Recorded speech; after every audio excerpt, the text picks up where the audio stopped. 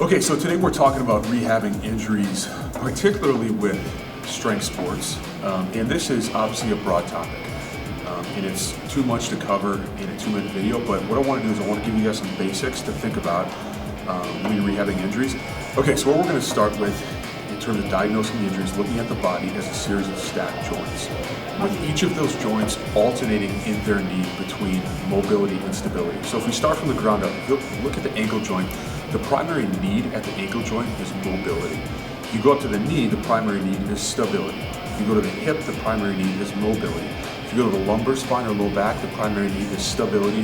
If you go to the thoracic joint, the scapulothoracic joint, the primary need is mobility. And then if you go to the shoulder joint or the glenohumeral joint, the primary need is stability. So it's alternating needs in terms of mobility and stability. So if a particular joint is hurting, let's say my knee is hurting and I want to figure out what the problem is, you're going to go either above or below, okay, to diagnose your injury. Go above or below. Usually, knee pain results from a lack of ankle mobility and or a lack of hip mobility, okay? So you're going to improve your ankle mobility, improve your hip mobility in order to fix that injury. So that's the first one.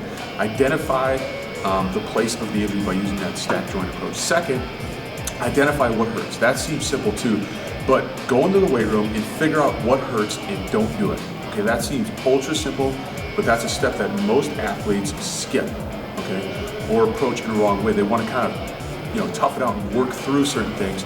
We want to get to a place where injury-free, symptom-free, before we kind of mainstream back into training. And then the last one is, I would say, every single time you walk into the weight room with an injury, make sure you have success. So for example, if I have a lumbar spine issue, maybe I have a bulging disc or something like that, do nothing in the weight room that is going to aggravate that joint. Every single time you walk in the weight room, have success.